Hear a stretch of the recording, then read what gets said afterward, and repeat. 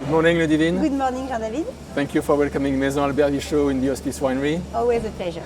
6th of September, Yes, rather the end of the harvest time. yes. First questions, what are your emotions today? What are your feelings? Well, a bit tired. And to be really honest, I feel like a little bit like a jigsaw puzzle. It's a bit mixed in my head regarding to the decisions that we had to take dealing with the harvest date. We had to take a lot of decisions in very short times. We had to organize our harvest period in a very short time as well, to manage the team, to convince the team that it was the right moment to go. So I also feel a little bit more secure now, happy with the decision that I made, that I've taken to start a little bit early. And by the end, I think I will be able to sleep a little bit more comfortably now. In a few days? Yeah, in the coming days. Okay. So, well, Talking about this harvest, quite a long harvest. Yes. You started early, exactly, I think the 22nd of August for the whites? Yeah, we harvested the Chardonnay on the 22nd of August, and we started in Meursault. That was really unusual because normally, even the first time for me, we were used to start with the more southern part of the of Burgundy in Mâcon, in Pouilly-Fuissé, but it wasn't ripe enough, so we decided to go and to pick the Chardonnay in Meursault Premier Cru, and then in Bâtard Montrachet as well. Okay. So it took something like 3 days to pick up everything, and then we started the reds on the 25th of August, on the Monday. We had the Corton Charlemagne and the Corton Blanc just in between, and that was also the moment where we really realized that we had to combine both some very ripe plots and some not so ripe, and that maybe we will have to wait for them a little bit longer. That's why we interrupted our harvest for almost 1 week, and we only started again now, today. Today we see the amazing looking Échezeaux. Yes, here it is. So the end of the Côte de Nuit, a little bit of the Montely. Yes. And the last Saint-Romain for the whites. Saint-Romain for the whites, and also 2 parcels in Pommard that we wanted to wait for them. And a small plot in Pernan-Vergelès as well. Okay, we've got a few last beautiful days. Yes, so yes. The weather was good, so I think it was the right decision to wait.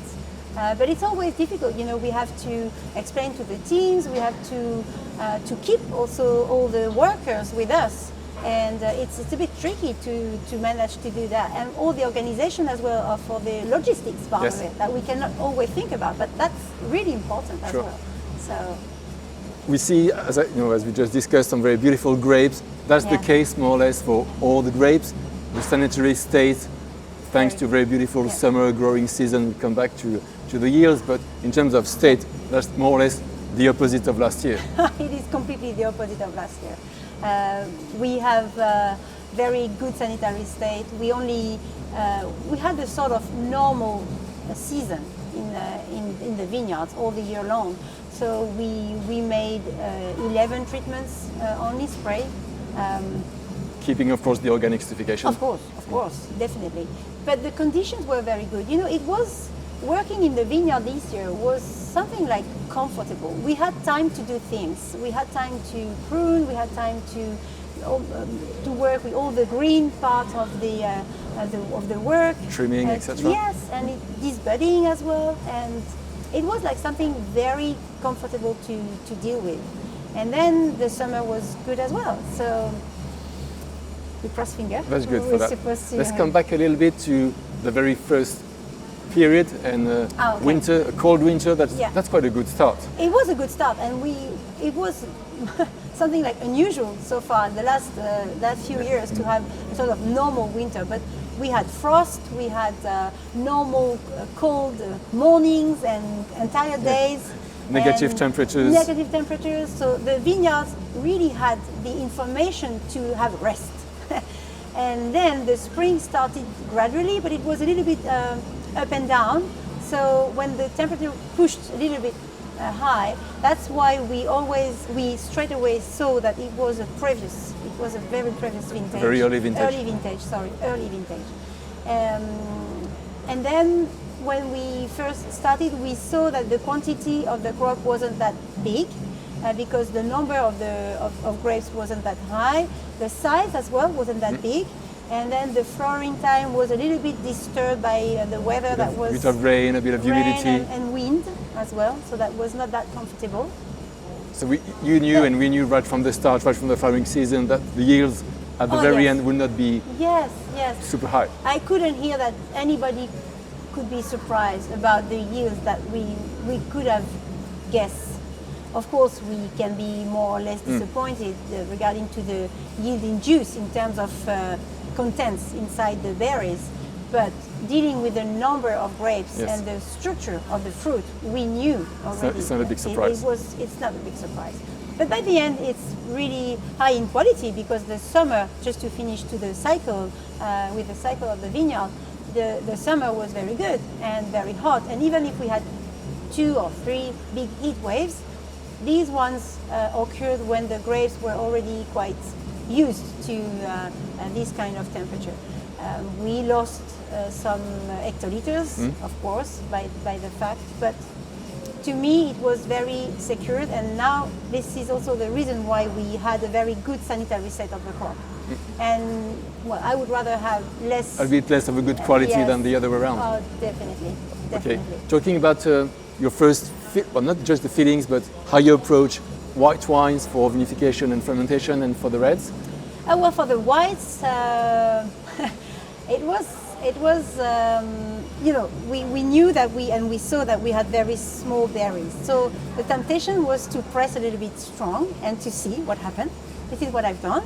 And this is what I continue to do because the juices were very good without any vegetal touch, without any disturbing aromas or bitterness or whatever. The seeds were very ripe as well. So we pressed up to 1.8 bars, which is quite high. And doing this, of course, we always have to pay attention to the quality of the lees and to know if we want to work on very clear juice or more troubled juice. And the lees were very, very good. So for most of them, we kept a lot of them. We kept a lot of them. Excellent. And now the whites are fermenting in barrels, and they are going well, and they are rich and fruity and very well balanced with very nice level of acidity. Excellent. I'm very happy with the harvest date that I've chosen for the Chardonnay. Okay. For the Pinot? Pinot, it's a bit more heterogeneous. The common part of all the Pinot Noir is that when we crush the skins in between the fingers, the color comes out very easily. So I guess we will have some very deep and dark colors.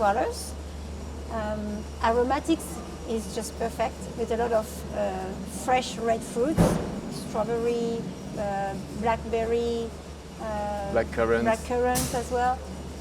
And we've seen some juices, and we can smell in the winery. It smells so nice. It smells so good. It does smell nice. And I'm still a little bit more hesitating to tell anything about the tannins because the first tanks are only starting to ferment. It's too early to say. So it's a bit too early, but by the fact we can feel that they are very smoothie and round, not that strong. So maybe we will have to play either on the length of the maceration or the number of pigeage or pumping order. I don't know yet. It's a bit early to say. Yeah. We'll come back to speak about definitely. that. To go on a new, let's say, very good news. For the first time, there's a new cuvée of Claude Vougeot, thanks to a donation of Maison Albert arriving at the Hospice in the Hospice portfolio to complete the 3 already existing Côte de Nuit, Échezeaux, Mazy-Chambertin and Claude Arroche. What do you think about that? Well, it's a living tradition. Yeah, I still cannot really realize because it's like if it was forever. And the tradition and the values, I think that the institution